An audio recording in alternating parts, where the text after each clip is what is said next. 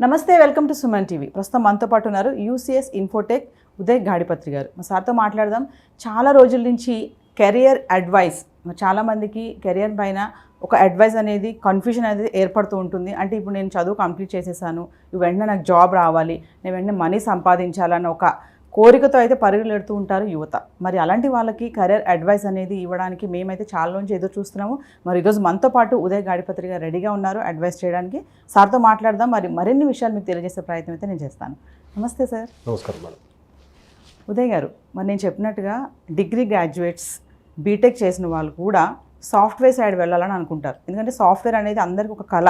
ఖచ్చితంగా నేను ఐటీలో చేయాలి, జాబ్ చేయాలని చెప్పి అదొక పెద్ద పెద్ద బిల్డింగ్స్లో ఉంటుంది, వీకెండ్లో హాలిడేస్ వస్తాయి, చాలా ఎంజాయ్ చేయొచ్చు అనుకుంటారు. మరి ఇలాంటి వాళ్ళకి మీరు ఏమి గైడ్ చేస్తారు? మీ దగ్గర టిప్స్, సజెషన్స్ ఏమున్నాయి? బ్యూటీ ఆఫ్ ది ఐటీ ఏంటి అంటే ఐటీ అందరినీ యాక్సెప్ట్ చేస్తుంది. అంటే డిస్ట్రిక్షన్ ఏమి ఉండదు. సో ఇన్ఫ్యాక్ట్ చెప్పాలి అంటే ఐటీ టాలెంట్ని యాక్సెప్ట్ చేస్తుంది. సో మీరు ఈ స్ట్రీమ్ అని చెప్పేసి, సపోజ్ మీరు ఎలక్ట్రికల్ స్ట్రీమ్ అయితే మేము ఎలా చేయము, అలా ఏమి ఉండదు. సో ఐటీ అనేది టాలెంట్ని ఎంకరేజ్ చేస్తుంది. So that is the beauty of IT.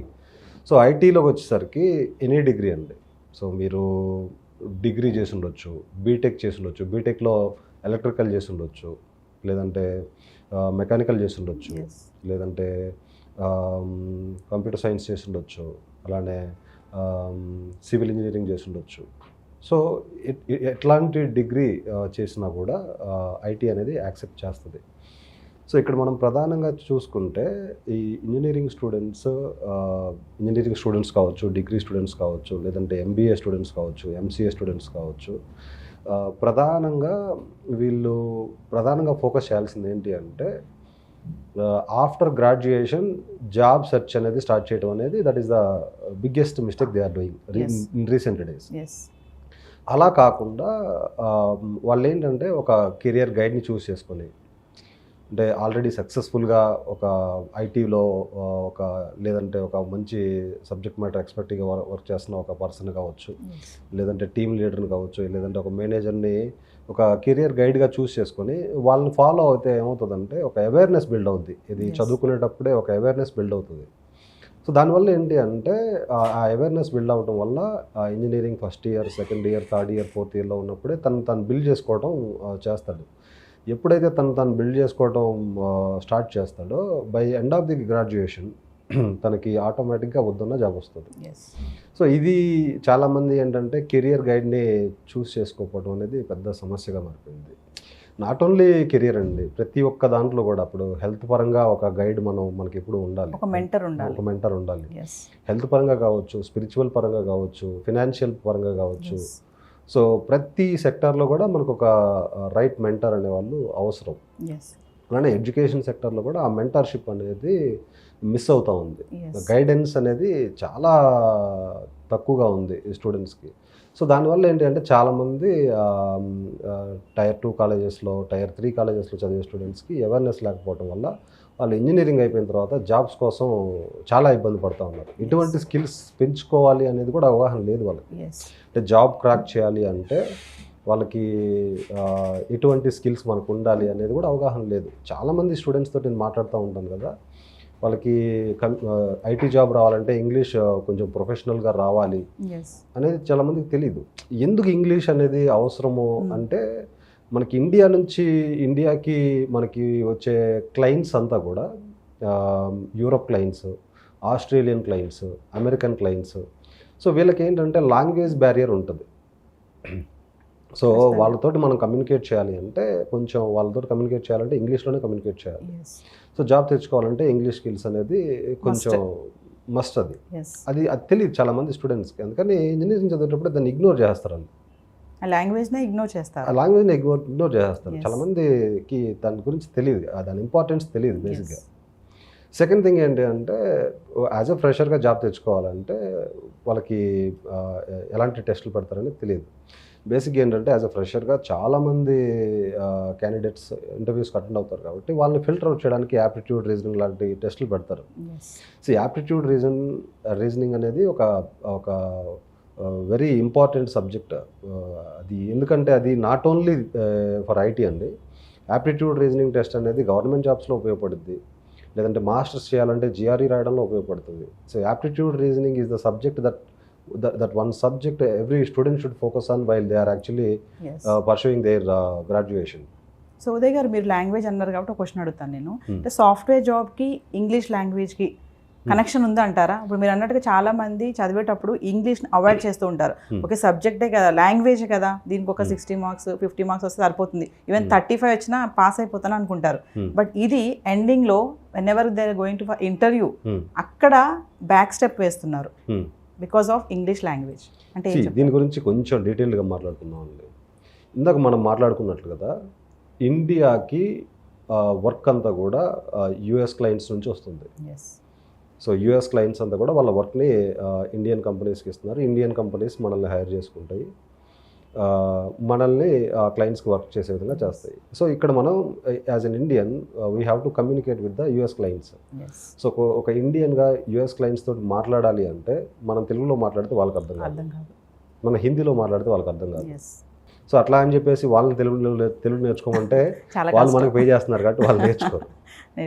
వాళ్ళు హిందీ నేర్చుకోమంటే లేదు, వాళ్ళు మనకు పే చేస్తున్నారు కాబట్టి నేను ఎందుకు నేర్చుకోవాలంటారు వాళ్ళు. సో డెఫినెట్గా మనం వాళ్ళతో కమ్యూనికేట్ చేయాలి అంటే ఇంగ్లీష్ అనేది అవసరం. సో లేదు నాకు టెక్నికల్ స్కిల్స్ ఉన్నాయి, ఇంగ్లీష్ అవసరం లేదు అంటే డెఫినెట్గా ఏదన్నా సర్వైవ్ అవుతారేమో కానీ బట్ లాంగ్ రన్లో కనుక మంచి పొజిషన్కి వెళ్ళాలంటే వెళ్ళలేరు. సో కమ్యూనికేషన్ అనేది చాలా ఇంపార్టెంట్ అండి. కమ్యూనికేషన్ అంటే ఏం లేదు, ఎదుటి వాళ్ళకి అర్థమయ్యేలా చెప్పడం. అది ఎదుటి పర్సన్ తెలుగులో ఉంటే తెలుగు అతను ఉంటే అతనికి తెలుగులో అర్థమయ్యేలా చెప్పడం, ఎదుటి పర్సన్ ఇంగ్లీష్లో ఉంటే ఇంగ్లీష్ అతను ఉంటే ఇంగ్లీష్లో అర్థమయ్యేలా చెప్పడం, ఎదుటి పర్సన్ హిందీలో ఉంటే హిందీలో అర్థమయ్యేలా చెప్పడం.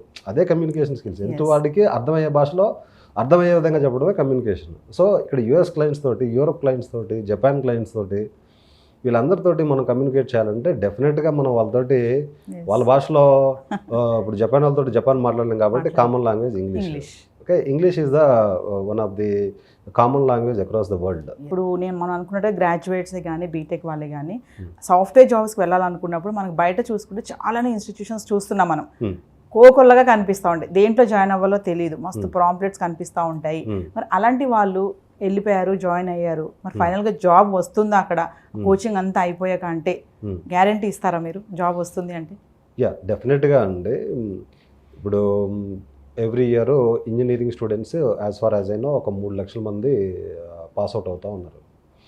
సో వీళ్ళందరూ కూడా వీళ్ళలో ఒక 20% లేదంటే below 20% they are getting jobs in campus placements.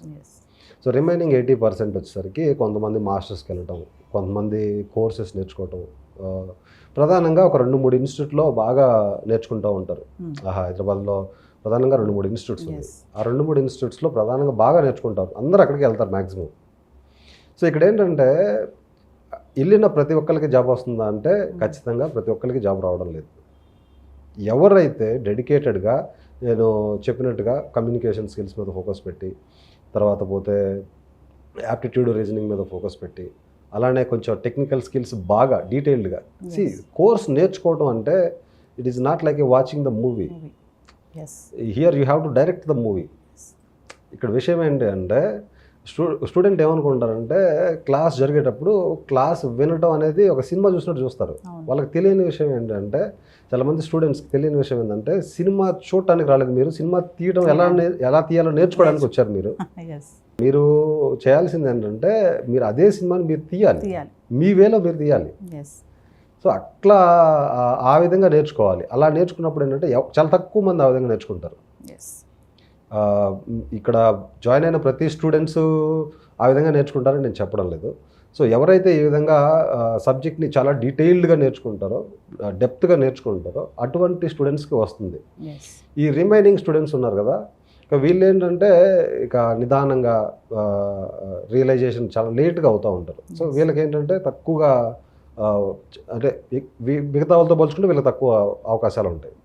So ఫైనల్గా ఉదయ్ గారు, ఇప్పుడు అక్కడ జాబ్ రాలేదు, నేర్చుకున్నారు, కోచింగ్కి వెళ్ళారు, అలాంటి వాళ్ళు మరి మన దగ్గరకు వస్తే, యూసీఎస్ ఇన్ఫోటెక్ దగ్గరకు వస్తే మీరిచ్చే ట్రైనింగ్ ఎలా ఉంటుంది వాళ్ళకి? ఫస్ట్ ఆఫ్ ఆల్ మేడం, మనం ఇచ్చే ట్రైనింగ్ వచ్చేసరికి ఫ్రెష్ గ్రాడ్యుయేట్స్కి అయితే కాదు.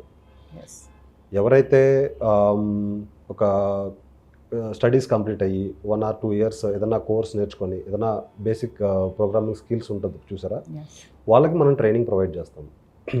సో లెటర్సే ఇప్పుడు చాలామంది ఫుల్ స్టాక్ చేసి ఉంటారు.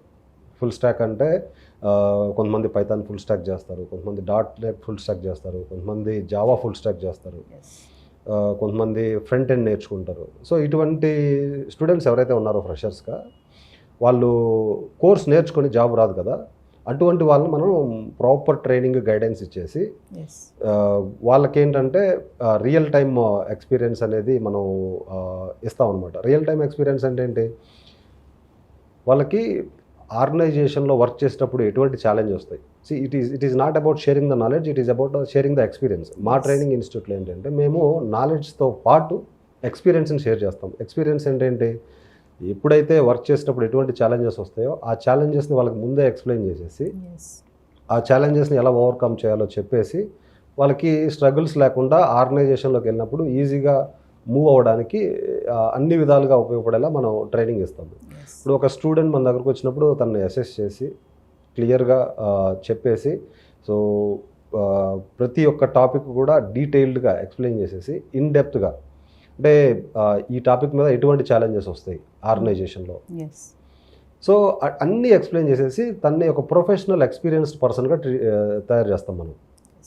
ఒక ప్రొఫెషనల్ ఎక్స్పీరియన్స్డ్ పర్సన్గా తయారు చేసి అప్పుడు మనం రెజ్యూమే ప్రిపరేషన్ మనం హెల్ప్ చేస్తాము.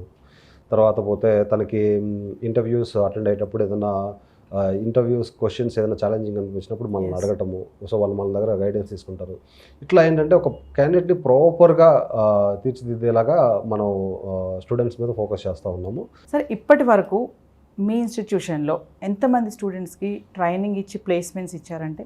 అరౌండ్ 5,000 స్టూడెంట్స్ వరకు ప్లేస్ అయినారు మేడం మన ఇన్స్టిట్యూట్ నుంచి. ఎందుకంటే మనకి స్టూడెంట్స్ అక్రాస్ ద గ్లోబ్ ఉన్నారు.